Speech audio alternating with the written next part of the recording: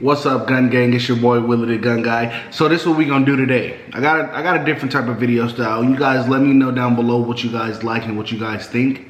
So today it's like a kind of reaction video. So there's some new proposed gun laws in Arizona, and I just want to see and get you guys' thought process and let you guys know that, hey, if this passed, Arizona should be happy.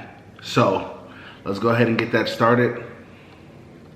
Welcome back. Well, as Americans brace for an aggressive gun control agenda under the Biden administration, another state is working to protect its It's always something with the gun control, man. Every single time, always something. rights. Arizona Republicans filing a bill to join 4 other states as, quote, Second Amendment sanctuaries, banning any state from resources from enforcing federal laws they feel violate Americans' right to bear. What they're trying to basically say is, don't violate our rights, or you're not gonna have the support of the state. So it's kind of like they say the United States, it's not really united if you think about it, because different states have different laws and regulations. It's not one big, I don't know how to explain it, but it's not one big thing. So off the rip, they're getting straight into it. It's the Second Amendment sanctuary for Arizona. So basically what that means is whatever gun laws on the federal level wouldn't be kind of like the weed laws. So weed is illegal at a federal level, but at a state level, it's not illegal. Our next guest is one for Arizona. The co-signers of the bill, Arizona GOP State Representative Regina Cobb joins us now. Good morning, Representative Cobb. Thank you for being with us. Good morning to you. Well, thank you for having me. Tell us about the bill. Tell us about what it means to be a sanctuary state when it comes to the Second Amendment. Well, we have seen over and over the rhetoric and the clear statements that this administration has made against our Second Amendment rights. And this bill is I mean, she's not lying. They disrespecting us. They definitely disrespecting us. To help protect Arizona from any federal legislation that comes down and that would affect our Second Amendment rights. And as you said, we also have an amendment coming in that will be putting some teeth into the bill that pretty much says that you can't use state or local resources for any legislation that is enacted. It's been clear that this administration, clear back from April when Kamala Harris made statements that if something didn't happen within the first 100 days, she was going to make an executive order. And then Biden recently with tweets banning assault rifles and magazines with multiple rounds. What I'm going to say about that is, it doesn't make sense to me.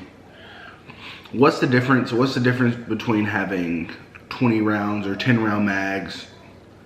You know what I'm saying? If you're gonna go do what you're gonna do regardless, you know what I'm saying? So the whole concept of the concept that they're trying to do and of trying to provoke basically is just doesn't make sense to me, and it doesn't make sense to a lot of gun owners, because if you disarm me and someone breaks into the front door, isn't my life in jeopardy at that point?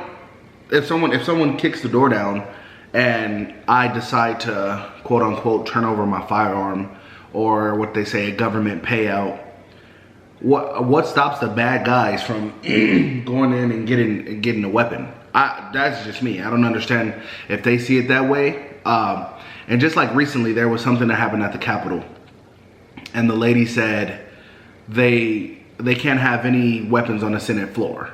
So she felt that they didn't take the weapons from her. What did she say? They de-armed her.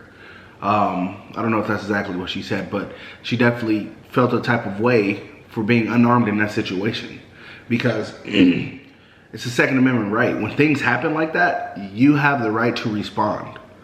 And if you can't respond, your life is in jeopardy at that point. So it's definitely a one-sided situation, but I'm gonna go ahead and let her finish what she's talking about. Those are things that go straight against our Second Amendment rights, and we want to protect it. In fact, I mentioned that you're one of 5 states now looking to pass this law to create sanctuary states. Here are the other states who have already done or passed similar measures. It's Alaska, Idaho, Kansas, and Wyoming. Arizona looks to become the 5th. So can we apply this to a real-world example, please, Representative Cobb? Give me an example of an attempted enforcement of a federal law that then Arizona would ban taking part in, any funds taking part in that. Well, I think assault, the ban on the assault rifles and the multiple rounds in a magazine, both of those things are things. Our guns have changed over time, and we know that. And we don't use bayonets anymore. I mean, there's some things that have happened over the years. And if all of a sudden we have those kind of issues come into Arizona, I think we would be protected. And if a subdivision of our state decides that they're going to enforce those laws, they could lose state resources. So basically what she's saying in that situation is, I live in Chandler. You know, they have cities, towns, states, and everything. Okay, so say Phoenix agrees to the sanctuary bill, or Arizona agrees to the sanctuary bill, but then Chandler doesn't uphold. So basically what she's saying is, if Chandler doesn't uphold in that situation, that means Chandler won't be getting the state and local resource funds. They won't be getting funded for things outside of the gun owner world. At least that's my take from it. Could be right, could be wrong. Comment down below and let me know though, guys.